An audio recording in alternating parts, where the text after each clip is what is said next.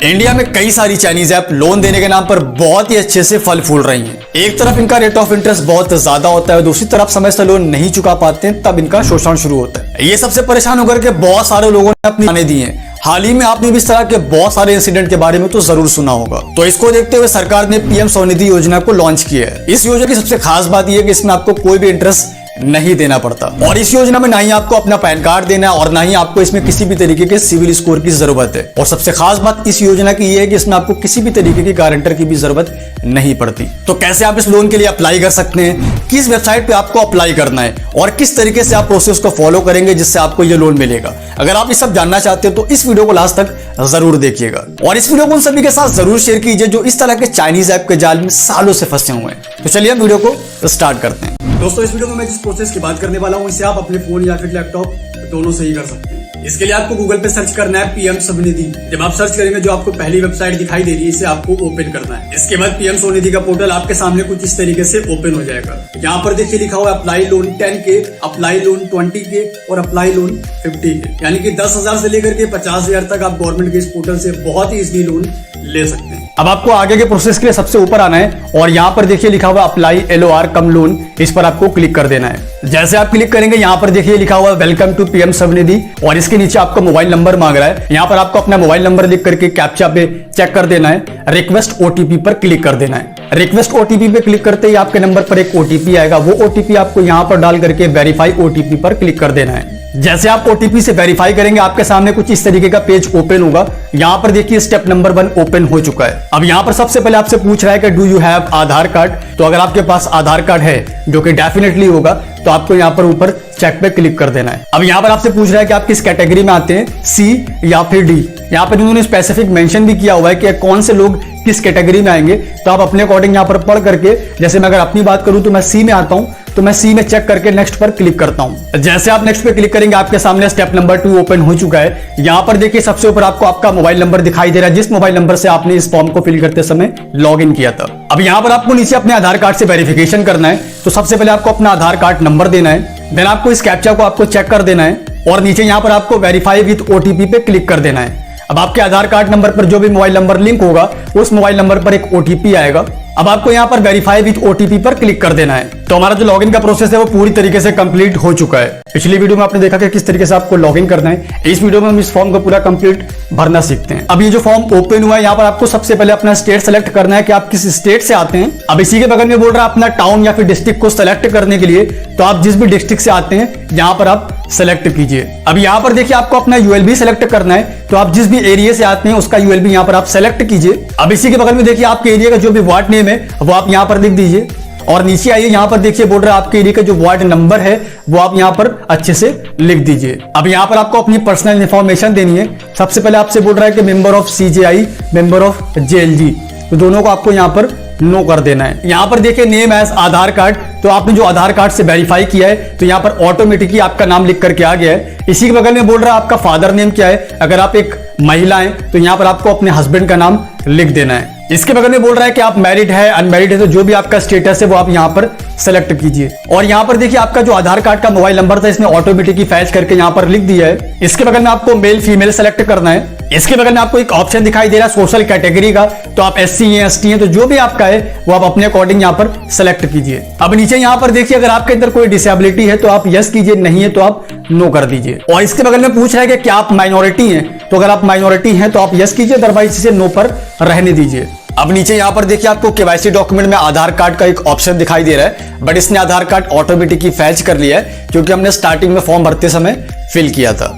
अब इसके बगल में आपको अपना voter ID card number fill करना है। अब वोटर ID कार्ड को फिल करने के बाद नीचे यहाँ पर देखिए आपको बोल रहा है डू यू हैव फैमिली, तो यहाँ पर आपको अपनी फैमिली की डिटेल चेक पर क्लिक करके फिल करनी है। अगर आप मैरिड सिलेक्ट करेंगे तो ये आपको यहाँ पर ऑप्शन देगा। ऑप्शन में आपको नाम, रिलेशन और एज अपनी फैमिली की यहाँ पर मेंशन करनी होगी। अभी तक हम लोगों ने यहाँ पर अपनी पर्सनल इंफॉर्मेशन फिल की है। अब यहाँ पर देखिए आपको अपने एड्रेस की डिटेल फिल करनी है। यहाँ पर देखिए लिखा हुआ एड्रेस एज पर KYC, तो जो आपने आधार कार्ड नंबर दिया है उस आधार कार्ड का जो भी एड्रेस होगा यहाँ पर वो ऑटोमेटिकली फैच करके वो कॉलम को फिल कर देगा। यहाँ पर देखिए इस पोर्टल ने जो ऑटोमेटिक आपका आधार कार्ड से एड्रेस फैच किया है, अगर ये आपका करंट एड्रेस है तो आपको क्या करना है, सेम एज अब पे आपको चेक कर देना है, तो ये ऑटोमेटिकली नीचे के कॉलम को भी फिल कर देगा। बट अगर आपका आधार कार्ड का एड्रेस और करंट एड्रेस सेम नहीं है तो आपको यहाँ पर सारे कॉलम में स्टेप बाय स्टेप आपको सारे एड्रेस को अपने फिल कर देना है। अब नीचे यहाँ पर देखिए नेम ऑफ एक्टिविटी का आपको एक कॉलम दिखाई दे रहा है। यहाँ पर जाकर के आपको अपना काम सेलेक्ट करना है कि आप वेंडर हैं, स्ट्रीट वेंडर हैं, आप क्या बेचते हैं या फिर आप क्या करते हैं।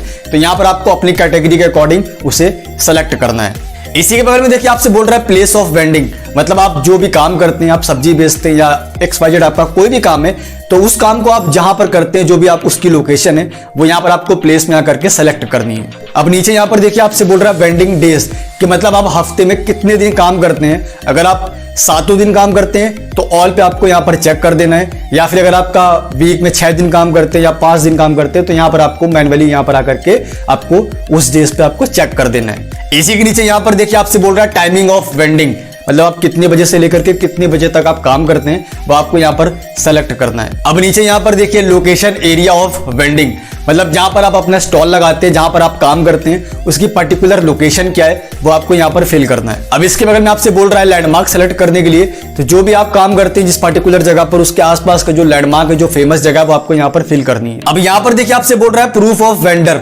मतलब आप जो भी काम करते हैं उसका आपको यहाँ पर प्रूफ या फिर डॉक्यूमेंट आपको अपलोड करना है। यहाँ पर आपको कई सारे ऑप्शन दिखाई दे रहे हैं, बस आपको यस और नो में आपको सेलेक्ट करना है। जैसे यहाँ पर देखिए सबसे पहले आपसे बोल रहा है कि आपके पास बैंक है या फिर बैंक की पासबुक है, तो अगर है तो यस कर दीजिए, नहीं है तो आप नो कर दीजिए। पिछली वीडियो में आपने कारोबार की इन्फॉर्मेशन दी है, इस वीडियो में आपको अपनी अर्निंग और साथ साथ अपने बैंक की डिटेल फिल करनी है। अब नीचे यहाँ पर आएंगे तो आपसे पूछ रहा है कि आपकी फैमिली की टोटल अर्निंग क्या है, वो आपको यहाँ पर लिख देना है। अब इसी के नीचे आपको आपके बैंक की डिटेल फिल करनी है, जिस बैंक अकाउंट में आप पैसा चाहते हैं लोन का। यहाँ पर सबसे पहले आपको आपकी बैंक सेलेक्ट करनी है कि किस बैंक में आपका खाता है। उसके बाद जो भी आपकी ब्रांच है उसका IFSC कोड क्या है वो आपको यहाँ पर फिल कर देना है। अब नीचे यहाँ पर आपसे पूछ रहा है कि आपकी जो बैंक शाखा है उसका क्या नाम है, वो आपको यहाँ पर फिल कर देना है। अब लास्ट में यहाँ पर आपको अपना बैंक अकाउंट नंबर देना है। अब इसी के नीचे यहाँ पर देखिए आपसे बोल रहा है कि क्या आप डिजिटल पेमेंट करते हैं, अगर आप करते हैं तो यस, नहीं करते हैं तो आप इसे नो पर रहने दीजिए। अब नीचे यहाँ पर देखिए आपसे बोल रहा है एग्जिस्टिंग लोन आउटस्टैंडिंग, अगर आपने पहले से लोन ले रखा है तो आपको यहाँ पर उसकी इंफॉर्मेशन देनी होगी। आपने किस बैंक से लोन ले रखा है वो आपको यहाँ पर फिल करना है। आपने कितने का लोन ले रखा है वो आपको यहाँ पर फिल करना है। अगर आपका कोई लोन नहीं है तो आपको इन सारे कॉलम को ऐसे ही ब्लैंक छोड़ देना है। अब नीचे यहाँ पर देखिए आपसे बोल रहा है कि आपको कितने रुपए की नीड है, मतलब आप कितने रुपए का लोन लेना चाहते हैं। अगर आप इस पोर्टल पर फर्स्ट टाइम अप्लाई कर रहे हैं तो आपको पहली बार में 5,000 से 10,000 के बीच में ही लोन मिलेगा। आपने जो फर्स्ट टाइम में लोन लिया हुआ था, अगर आप उसे अच्छे से टाइम से पेड कर दिया तो जो आपकी लिमिट है वो इंक्रीज हो जाती है। अब आप सेकेंड टर्म में 20,000 रुपए तक लोन बहुत इजीली यहां से ले सकते हैं। अगर आपका ट्रैक रिकॉर्ड यहां पर अच्छा रहता है, आप टाइम से सारी किस्तों को पेड कर देते हैं, तो जो आपकी लिमिट है वो तीसरी बार में 50,000 तक चली जाती है। अब नीचे यहाँ पर देखिए लास्ट स्टेप में आपसे पूछ रहा है कि आप किस पर्पज से लोन ले रहे हैं, आपकी क्या नीड है, आपको किस रिक्वायरमेंट के लिए लोन चाहिए। तो यहाँ पर आपको 3 ऑप्शन दिखाई दे रहा है। 3 ऑप्शन में से किसी एक ऑप्शन में आपको चेक करना है। पहला ऑप्शन है वर्किंग कैपिटल, सेकंड ऑप्शन है बिजनेस एक्सपेंशन और थर्ड ऑप्शन है परचेस ऑफ एसेट। तो इनमें से जो भी आपका पर्पस है उस पर्पस को आपको यहाँ पर चेक कर देना है। अब ये सारी चीजें अच्छे से फिल करने के बाद नीचे देखिए आपको एक ऑप्शन दिखाई दे रहा है सबमिट का, इस सबमिट बटन पर आपको क्लिक कर देना है। अभी तक आप पिछली वीडियो में आपने बैंक की इन्फॉर्मेशन दी है, इस वीडियो में आपको बैंक के डॉक्यूमेंट को अपलोड करना है। जैसे आपने सबमिट पे क्लिक किया, आप इस पेज पर आ जाएंगे। ये आपका तीसरा स्टेप है। इस स्टेप में आपको अपने डॉक्यूमेंट को अपलोड करना है। सबसे पहले यहाँ पर देखिए आपसे बोल रहा है एप्लीकेंट इमेज, तो जो आपने आधार कार्ड दिया था उस आधार कार्ड पर जो भी आपकी फोटो थी उसने ऑटोमेटिकली फैच कर ली है और यहाँ पर उसे अपलोड भी कर दिया है। यहाँ पर देखिए सेकंड स्टेप में आपको आपकी बैंक की पासबुक या फिर बैंक पासबुक का स्टेटमेंट आपको यहाँ पर अपलोड करना है। इसी के सामने देखिए आपको एक छोटा सा आइकन दिखाई दे रहा है, इस पर क्लिक करके आपको अपनी बैंक की पासबुक की फोटो को अपलोड करना है। बट आपको एक चीज का ध्यान रखना है कि जो फोटो का साइज है वो 1 MB से ज्यादा नहीं होना चाहिए। इसे अपलोड करने के बाद नीचे देखिए आपको एक सबमिट का बटन दिखाई दे रहा है, इस पर आपको क्लिक कर देना है। जैसे आप सबमिट पर क्लिक करते हैं आपके सामने स्टेप नंबर 4 ओपन हो चुका है। यहाँ पर देखिए आपसे बोल रहे हैं कि अगर आप अपने पसंद की बैंक से लोन लेना चाहते हैं तो आपको यहाँ पर उसकी डिटेल देनी होगी। तो इसके लिए आपको submit your application to your preferred lender पे यानी कि सेकंड नंबर पे आपको चेक कर देना है। जैसे आप इसे सिलेक्ट करेंगे आपके सामने इंडिया के सारे बैंकों के नेम आपको यहाँ पर दिखाई देंगे। जो भी आपकी फेवरेट बैंक है जहां से आप चाहते हैं लोन लेना उसे आपको यहाँ पर सेलेक्ट करना है। इसके बगल में देखिए आपसे बोल रहा है प्रेफर्ड ब्रांच, मतलब जिस बैंक को आपने सेलेक्ट किया उस बैंक की किस शाखा से आप लोन लेना चाहते हैं, तो आप यहाँ पर उसे सेलेक्ट कर दीजिए। ब्रांच सेलेक्ट करने के बाद नीचे देखिए आपको आई एग्री पे चेक कर देना है और नीचे आपको एक डिक्लेरेशन फॉर्म दिखाई दे रहा है, इसे अगर आप चाहते हो तो आप इसे अच्छे से पढ़ लीजिए। उसके बाद नीचे आपको यहाँ पर देखिए सबमिट का बटन है, इस पर आपको क्लिक कर देना है। जैसे आप सबमिट पर क्लिक करेंगे आपका जो फॉर्म है वो सबमिट हो चुका है। यहाँ पर देखिए आपको एक एप्लीकेशन नंबर भी मिलता है, इसे आप कहीं पर नोट डाउन करके या स्क्रीनशॉट लेकर के रख लीजिए क्योंकि इसका आगे बहुत ज्यादा काम आने वाला है। इसी नंबर से आप इस सारे फॉर्म का स्टेटस चेक करेंगे कि आपने जो अप्लाई किया लोन के लिए उसका स्टेटस क्या है, उसमें कहां तक कार्रवाई आगे पहुंची है। जिस डेट पर आपने लोन के लिए अप्लाई किया उस डेट से 7 वर्किंग डेज के अंदर जो बैंक आपने सेलेक्ट किए, जिस शाखा को आपने सेलेक्ट किया है उस शाखा से आपके पास कॉल आएगा, वो आपको बैंक पर बुलाएंगे। बैंक पर बुला करके आपके सारे डॉक्यूमेंट चेक करेंगे। अगर वो पूरी तरीके से आपसे संतुष्ट होते हैं तो आपके बैंक में जितना आपने डिमांड किया लोन के लिए वो आपके सीधे बैंक अकाउंट में ट्रांसफर कर दिया जाता है। तो कुछ इस तरीके से आप ये सारे प्रोसेस को फॉलो करके बहुत इजीली सीधा बैंक अकाउंट में आप बिना किसी इंटरेस्ट के लोन ले सकते हैं। उम्मीद करता हूं ये वीडियो आपको पसंद आई होगी। मिलता हूं आपको किसी और एक्साइटिंग और इन्फॉर्मेटिव वीडियो के साथ। तब तक के लिए नमस्कार, खुदा हाफिज, जय हिंद।